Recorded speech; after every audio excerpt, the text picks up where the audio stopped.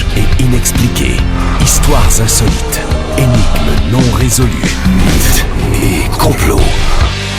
Mythes et complots, Christian Page est avec nous. Salut. Salut Jean-Luc. Ça va bien? Oui, ça va bien. Écoute, je suis tellement intéressé par ton premier volet de ta chronique, les théories et complots plus populaires que jamais.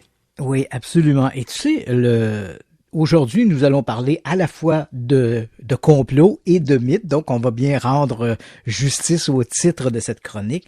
Donc notre premier sujet, ce sont les complots qui sont plus populaires que jamais, et c'est une publication de l'Institut national de la santé publique du Québec qui a été révélée il y a quelques jours. Oui. Et crois-le ou non, Jean-Luc, près d'une personne sur quatre au Québec croit à une théorie du complot associée au COVID-19. Je le sais.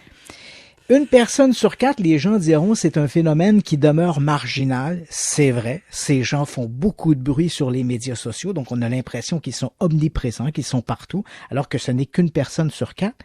Mais en même temps, c'est inquiétant parce que traditionnellement, les gens qui adhèrent aux théories du complot avoisinent davantage le 10 ou 15%. Donc, que l'on prend n'importe quelle théorie du complot, la Terre plate, nous ne sommes pas allés sur la Lune, le World Trade Center, les Illuminati, on joue à peu près dans un pourcentage qui oscille entre 10 et 15%.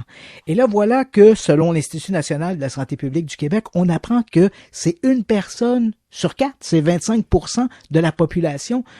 Il faut croire à ce moment-là que le fait que les gens soient restés chez eux à consulter les médias sociaux n'a pas nécessairement aidé la chose. Sais-tu, quand j'ai vu ça, là, ce chiffre-là, je te dis ça de même, là, quand j'ai vu ça, j'ai dit, il y a peut-être une nuance à faire entre ceux qui ne croient pas à l'importance de la pandémie, comme on la présente, et ceux qui croient véritablement à un complot, là, que Bill Gates veut contrôler l'univers en nous mettant des petites puces dans le corps lors du vaccin. Tu comprends, là? Tu peux assimiler des gens qui sont incrédules de l'ampleur de la maladie à ceux qui pensent que c'est le résultat d'un complot. Puis ça fait 25 peut-être. Oui, c'est une excellente réflexion parce que quand on regarde des sondages semblables, je dis pas celui-là, mais des sondages semblables qui ont été menés dans le passé, on a tendance à faire une espèce de clivage. Par exemple, si je te pose la question, Jean-Luc, est-ce que tu crois qu'il existe au sein de l'industrie pharmaceutique une espèce de collusion entre eux? Si tu me réponds oui, je vais dire que tu es un complotiste. Si tu me réponds non, je vais dire que tu es bien naïf.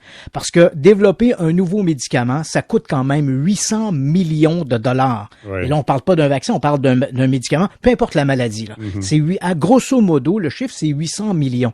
Dans l'industrie pharmaceutique, les gens qui sont actionnaires de ces compagnies-là veulent éventuellement faire des sous. Donc, il existe des collusions. Je te dis pas que ces gens-là contrôlent puis ils s'assurent qu'on soit malade pour nous vendre des médicaments. Je vais pas jusque-là.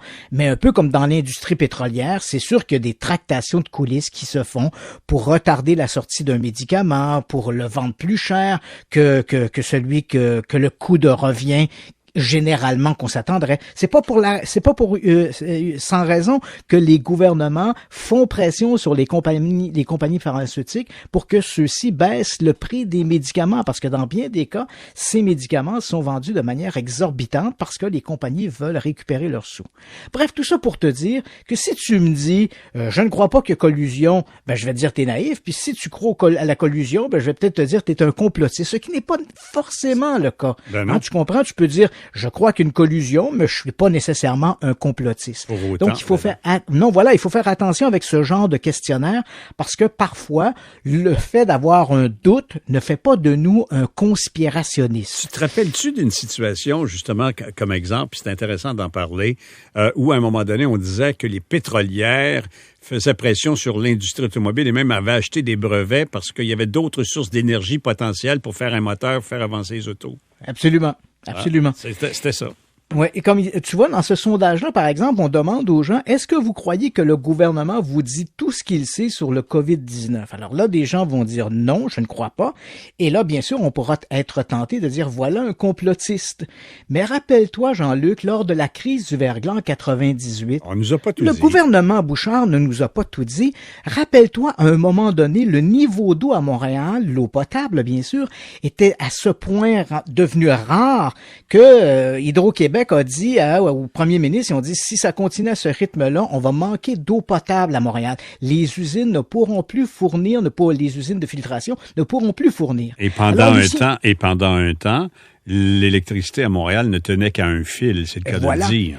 Et là, Lucien Bouchard a choisi. Et c'est pour ça d'ailleurs qu'on va aux élections puis on met des gens en position. On espère que le moment venu, ces gens-là prendront les meilleures décisions pour la collectivité.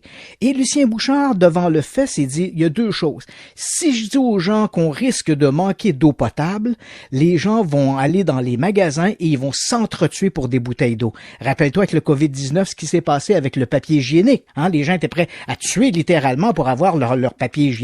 Rappelons-nous que durant le temps c'est intéressant qu'on parle de ça parce qu'il y a des leçons à tirer dont on devrait se rappeler.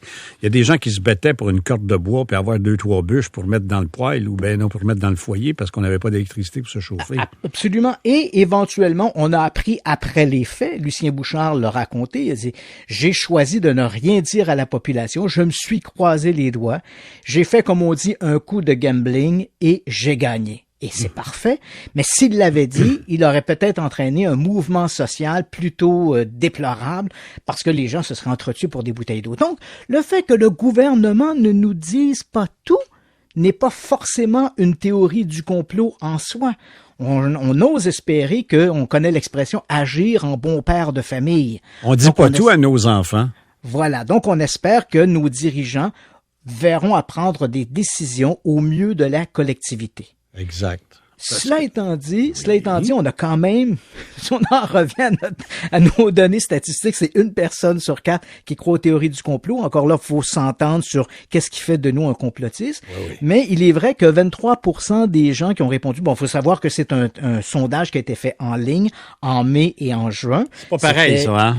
Non, c'est ça. Donc, les gens qui vont spontanément répondre à des sondages en ligne sont très souvent, excuse-moi l'expression, mais des extrémistes. Des extrémistes dans un sens ou dans l'autre. C'est-à-dire que d'un côté, on a celui qui est absolument persuadé qu'il y a des complots partout, qui lui va s'acharner à dire, moi lui répondre à le tu vois? Je vais lui répondre, moi, à le sondage. Voilà. Et de l'autre côté, tu as celui qui croit à rien du tout, puis dit, il est temps de remettre les pendules à l'heure et je vais répondre. Donc, on agit souvent dans les deux extrêmes. Oui. Ce qui est vrai ici, c'est qu'on a 23% des gens qui disent croire que le COVID-19 a été créé dans un laboratoire. Je te rappellerai, Jean-Luc, qu'on a dit exactement la même chose avec le H1N1, le SRAS, on a dit exactement la même chose avec le sida. Donc, lorsqu'il y a des pandémies ou des grandes épidémies, il n'est pas rare de retrouver ce concept-là auprès de la population, donc de croire que le virus a été fait dans un laboratoire, parce que pour bien des gens, on a besoin d'identifier une source, on a besoin d'identifier un responsable. On veut une réponse. Voilà. Alors, plutôt que de dire « act of God », un geste de Dieu, on aime bien pointer du doigt un laboratoire en question ou un groupe de gens. Et on le voit par exemple à toutes les fois où on parle du COVID-19 aux États-Unis, le président Trump dit le virus chinois. Ah oui. Il aime bien mettre une étiquette pour dire voilà, ce sont eux les responsables. Exact, ça l'aide politiquement. Tu sais. Absolument. On a 6% des gens qui ont répondu au sondage, et là on est plus dans la théorie du complot, 6% des gens qui croient que le COVID-19 a un lien avec les tours de G5.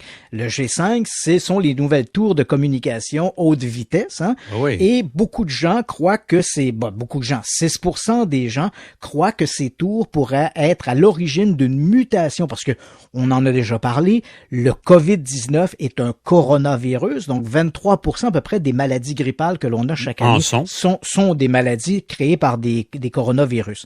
Mais pourquoi le COVID-19 est-il si agressif? Alors on se dit, il y a eu une mutation, et cette mutation pourrait avoir été orchestrée frustrés par la mise en place de ces fameuses tours 5G. Ce qui n'a pas empêché des gens, même si on est seulement à 6% de la population, il y a quand même, je te rappellerai, il y a quelques semaines à peine, il y a quelques années, qui sont allés mettre qui sont allés mettre le feu dans des tours. Il n'y avait même pas de 5G. Ouais, absolument. C'est ça, ils ont brûlé des tours qui n'étaient pas des tours de 5G. On a 35% des gens qui croient que les médias exagèrent l'importance de la pandémie. Ici, je me pose la question, 35% des gens, est-ce que c'est vraiment une théorie du complot? On le sait, les médias vont beaucoup plus favoriser une mauvaise nouvelle qu'une bonne nouvelle. Hein? C'est comme ça dans les médias. Les mauvaises nouvelles vendent mieux que les bonnes nouvelles. Good news, no news. T'as tout compris. C'est un principe de base dans le journalisme.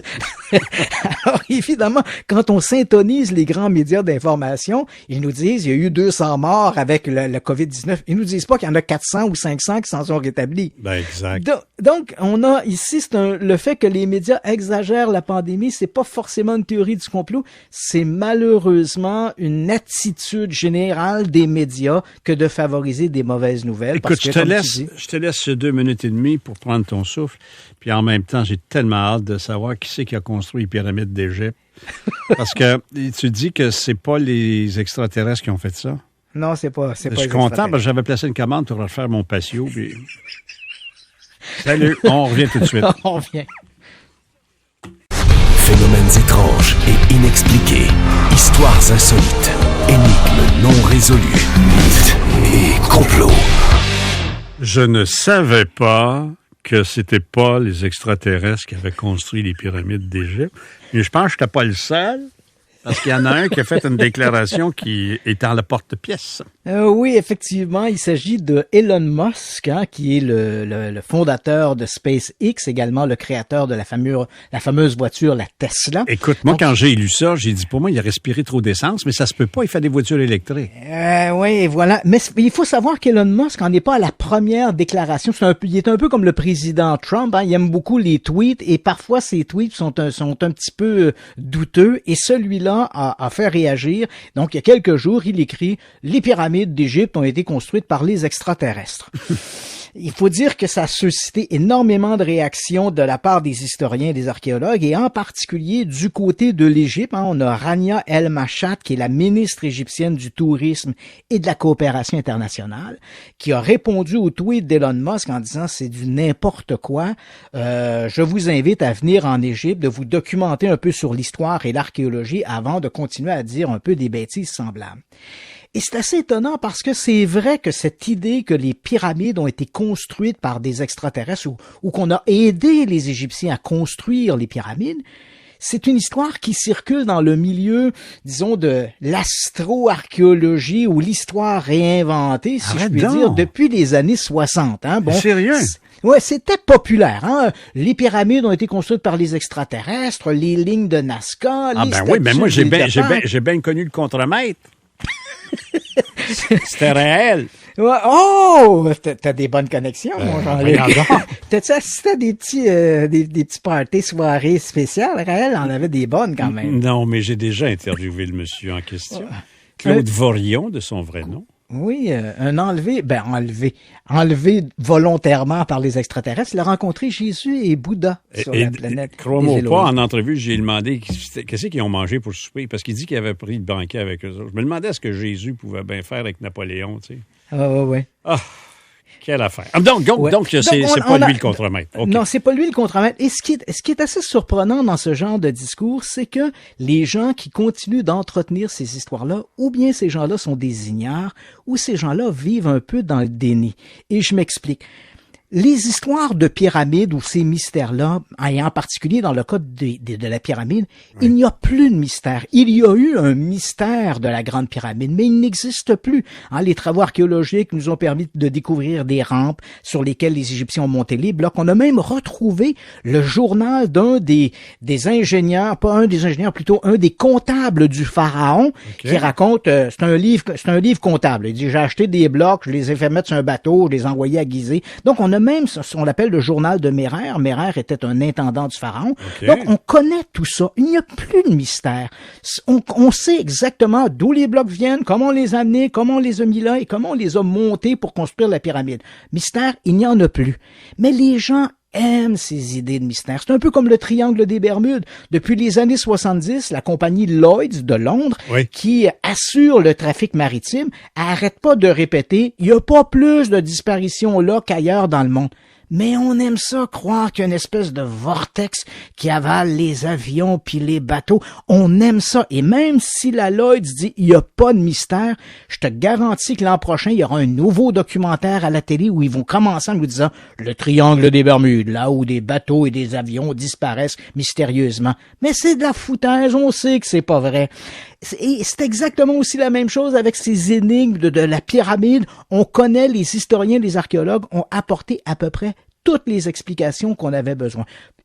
Alors, à partir de là... Mais Elon Musk, honnêtement, Elon Musk, à moins qu'il en fume du bon, là, je veux dire, écoute, je comprends pas est-ce que parce que tu es multimilliardaire, ça fait en sorte que tu peux dire n'importe quoi puis ça te fait de la pub? Je sais pas. Ben, c'est vrai qu'il a fait plusieurs déclarations comme celle-là dans le passé qui ont alimenté toutes sortes de controverses.